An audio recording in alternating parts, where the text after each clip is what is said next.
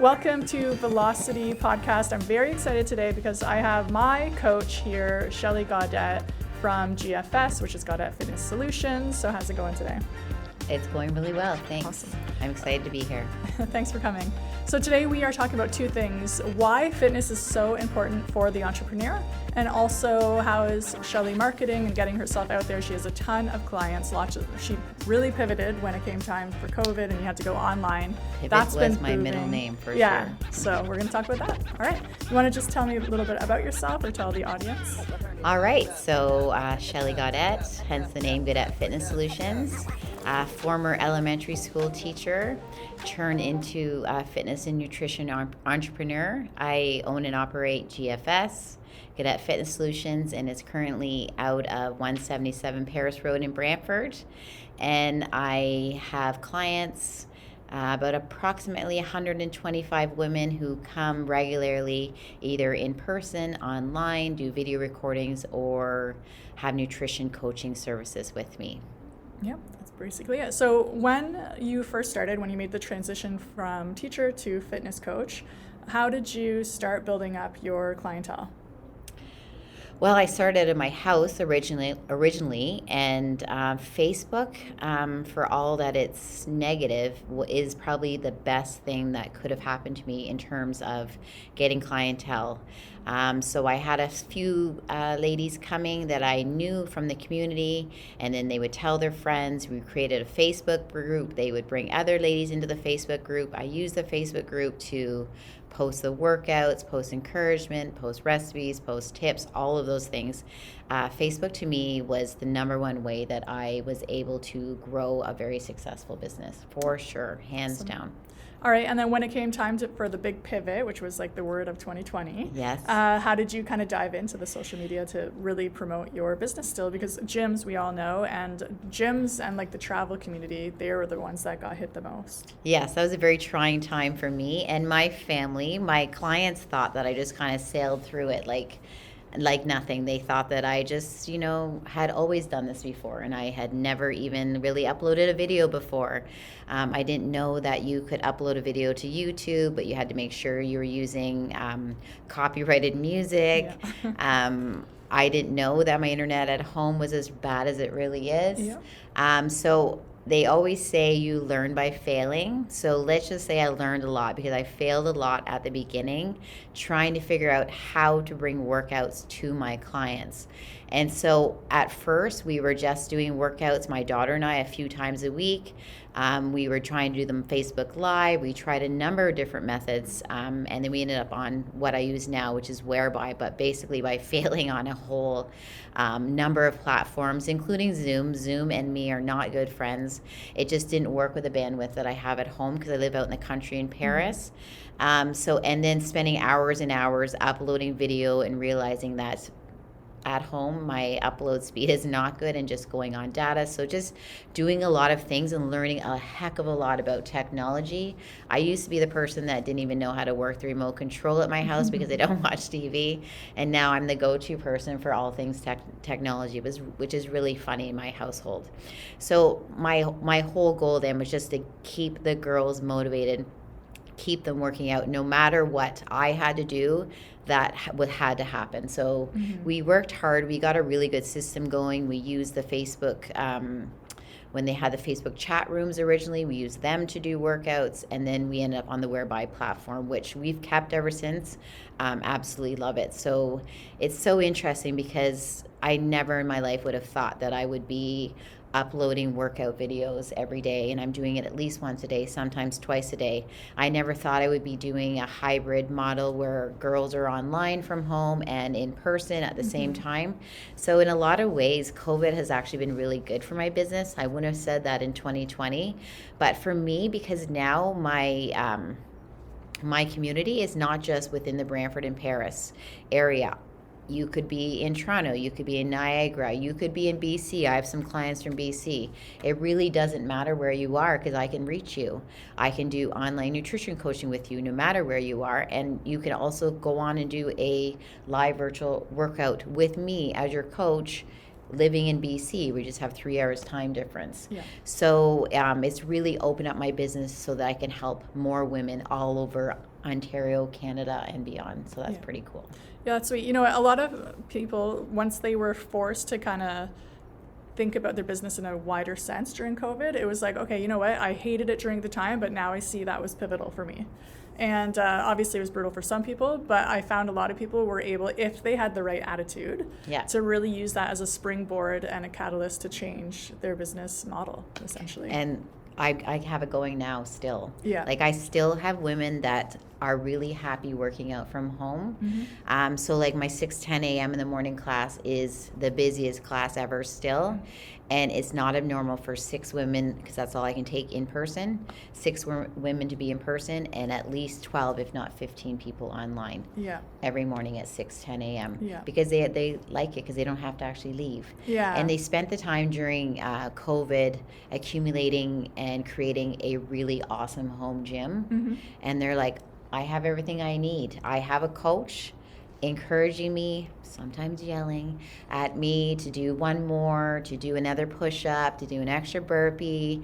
And so they don't need to necessarily come and see me in person and do it. Now, there are women that are back and they love the in-person, but it's really nice that if they decide they don't have a babysitter, or they decide, or like today, if it's really cold, they don't have to come in person. They can do it online. So as someone said, somewhere along the way, you know, COVID is literally taking away every excuse you could possibly have for not working out. It's too cold, stay at home. It's you can't make the time because you have to go into work, do a video recording. So it's like there's a workout available to you at GFS 24 hours a day. Yeah, exactly. I found the same thing because I started getting into more working out during COVID, because I think it was like, I can't do anything. I felt really boxed in. So then I just grabbed some weights or whatever. I like the in-person personally because I'm just like a slacker by myself, but I won't slack in a group of people. And I think that's with the virtual part too. Like some people, when they do the video recordings, they're like, I can't do the video recordings because even though you're there, I know you're not there. But the fact that virtual, if you're actually live virtual, I can still look at you and be like, hey, Sherry, what are you doing over there in the corner?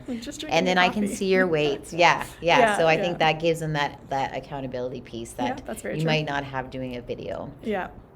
I was doing some readings, and one reason I wanted to get into fitness too, not just because I started to feel my age, which I do not like, but I started reading and seeing a big correlation between people who are really wealthy, like entrepreneurs I look up to, who I'm trying to model myself after, and they are so busy, yet they're able to kind of carve in that time for fitness and health. So as I looked into that relationship, I realized there's so many people, whether it's Mark Zuckerberg, who owns Facebook, Richard Branson, which I have a quote from him. He says, I seriously doubt that I would have been able to be as successful in my career and happy in my personal life if I hadn't always placed an importance on my health and fitness. That spoke to me because I was like, okay, I want to level up and I'm doing what I can. Like I'm learning, I'm going to conferences and doing these things. But I had this big spot, which would be health and fitness, where I wasn't taking anything too seriously. So that's why I was like, okay, I want to make it a priority, make sure I'm carving time out of the week. Do you ever talk to anybody that's like, okay, I did it because, I want to lose weight, which I'm assuming most people kind of want to, but is there this other factor of, okay, now that I have been doing it, and what you always say is like sanity, not vanity. So if you want to speak to that kind of. Well, I think we need to get out of the mindset that it's just all about weight loss, because truly if you want to lose weight, exercise is more to help you maintain your weight than to help you lose weight initially. Nutrition is more key for that, and we could have a whole other podcast on that. So we need to think that working out is for getting stronger, is for your mindset, is making time for you. And as an entrepreneur, it's really easy to not make time for you because you are with a client, or you're thinking about the next client, or you're looking after the clients you currently have. You could be working 24 hours a day and still be thinking, I could probably work another 24 hours within that day. And you're always looking for that extra time. So it's very hard to kind of carve out me time. But if you carve out that me time, I truly think then you have more energy to do the things you need to do. So even though you took that 45 minutes to work out, it gives you that extra mental and physical energy to be able to do other things. People constantly say to me all the time, I do not know how you have the energy that you do. And I truly think it's two reasons. One reason is I work out every single day, and the other reason is my nutrition, that I eat really well, which gives me energy. The water too, probably. But so for entrepreneurs, it's super easy to put everybody else's needs before you, because you're constantly trying. It's not just trying to keep the business you have, but you're always having to look forward to the next client, the next whatever. So it's very easy to kind of put yourself on the back burner, but then that's how you burn out. So if you put yourself first, which always sounds selfish, but I always say in class it is selfless. So you put yourself first, make sure your needs are met, then you're going to be able to meet everybody else's needs better. It's kind of like on the airplane, they say put on your own mask before you put on someone else's. It's the same thing. If you're not taking care of you, you are not going to be good at any other thing that you do. Yeah. The other interesting thing about being an entrepreneur is an entrepreneur has to be hardworking. Otherwise, we're not going to be successful. And usually how you are in the gym is how you are in life. So if I have an entrepreneur, they tend to be a very hard worker in the gym. They tend to be pushing themselves. They tend to have goals. So all of those things lead to results in the gym the same way it would in their whole life. So I do find, not always, but most of the time it does mirror, it's a mirror image of how they are in life. If they, don't come a lot, they don't show up, that kind of thing, that's probably how they conduct their life usually. Yeah. And if someone who's a really hard worker in the gym, they're usually a hard worker outside of the gym too. So entrepreneurs tend to be very strong and fit in the gym, for That's sure. Really interesting. I've never thought about that. Something I wrote down on my notes here is there was a study conducted by the National Center for Biotechnology on the relationship between exercise and the brain, and it showed that there was a marked increase in learning, brain plasticity, and neuroprotective benefits. So exercise is, I think it's a lot more than losing weight. So obviously, as a woman, you grow up and it's always lose weight, especially when we were growing up, it was always those stick skinny women. There was nothing about strength. It was just heroin bodies, as some people say. So now there's all these, the science is kind of backing it up. You want a full life, you have to include exercise, whether it's going to the gym. I used to love just playing soccer and actually doing active sports, but COVID kind of shut all that stuff down, so I needed another outlet. And so I could see that relationship even within my own life, which is it's an easier why behind why do you want to work out? Why am I going to wake up early or sacrifice here when I have other things to do? And it kind of hits that. And I find that entrepreneurs, when I'm talking, the ones who get it, and the ones who don't. So I think that's really interesting. The thing about exercise is they say it's a fountain of youth. And I truly and honestly believe that, because as you age, you naturally lose more muscle. And so you think about the aging population. What is their biggest fear? It's a fall. How do we prevent falls? Well, either you're staying in your house and sitting on your couch and watching TV all day, which is not a good thing, or you're out exercising, you're out walking, you are doing strength training at your level. Yeah. All of those things make you stronger, which is going to make you A, either not fall, or B, recover from a fall more easily. And if you look at people as they age, if they are somebody that is still working out or starting to work out, I have some women who started to work out in their 70s, they are stronger, and that's just going to take them all through life, and they're going to be able to prevent falls, prevent injuries, or recover more easily from them. If they have knee issues, if they're doing body weight squats, it's going to help their knee issues. If they have hip joint issues, getting out, walking, doing the things that they can do, not focusing what you can't do, is going to help them to age more gracefully. So it truly is a fountain of youth. I've got a personal training client who has never done personal training before, and she's 75 years old. And it's pretty amazing to see. I had her in the gym at the fitness center using it's like the old Kerr circuit. So using the hydraulics at the beginning, but then it got too easy for her within a month. And then now she's using light weights to do a shoulder press. She's laying down doing chest presses, and she's feeling much stronger. She's feeling much more confident. Her daughter told me that now she's making the walk to get her grandchildren after school, and it's quite a walk. It's 3 kilometers, but it's uphill. So the big thing as you age that people always say is they want to be able to play with their grandchildren. Yeah. And that becomes it's not, do I want to lose weight? It's not, do I want to be able to wear this dress? As you age, you don't care about those things anymore. You care about being able to play with your grandchildren. You care about being able to go on adventurous trips with your husband, with your family, being able to do everything and not be limited by what you can't do. If you don't have your health, you really don't have anything. Yeah, exactly. That's awesome. Alrighty, so is there anything you want to just kind of finish with, like a call to action? How can people follow you? And, actually, before we do that, I just want to talk about, there is this older woman, she's over 70, and she outlifts me every week, every day. I'm there. Like, She's damn, amazing. by at least 10 pounds too. Like, it's amazing. I'm just like so inspired by her. And it's really funny because I'm just like, yeah, that's who I want to be when I'm that age. I want to be able to go and have a life. Like, I don't want to be stuck at home. Because you work, then you retire, and then you can't even do anything. Like, that's my fear.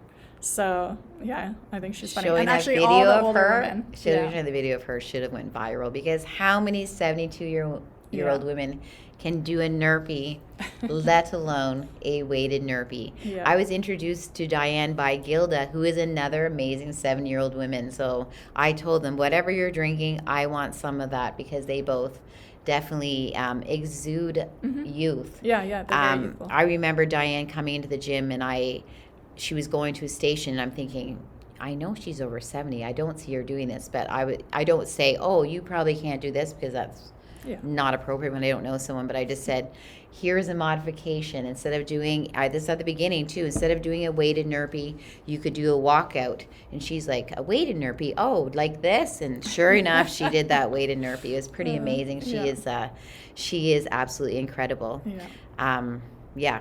So yes, I never want to limit people or to judge people based on their age and based on their size too. Just because somebody is overweight doesn't mean that they're not eating healthy, doesn't mean that they're not strong.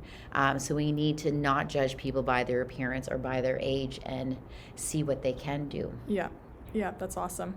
Alrighty, I'm going to put some of your information in the show notes, but if anyone wants to follow you along, how can they do that? So I have a Facebook page called Gaudet Fitness Solutions. I also have an Instagram that is at GFS Fitness Studio. Please follow me. I love posting reels. I love when you like my reels too. All right, and the question I ask everybody at the end of every podcast is, what is on your career bucket list?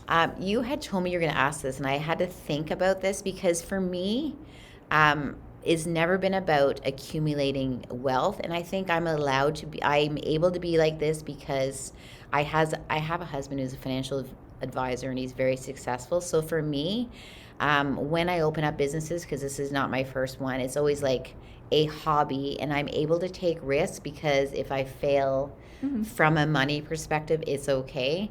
And so I'm allowed to take risks more than other people can. So for me, when I open a business, it's not really about money. I mean, obviously I need to make money, but it's about, so for my career bucket list, it's just more, I'm really happy with where I'm at, and I just want to continue to help people take fitness and nutrition and stop thinking it's just about weight loss or an 8-week or a 12-week transformation, and make it their lifestyle, that they're doing something every day for 30 minutes and enjoying what they're doing, that they're eating well most of the time, because it makes them feel good, and knowing that they don't really have to restrict anything. They don't have to stop drinking alcohol. They don't need to stop having cake. They don't need to stop celebrating for soccer, for Portugal if they win.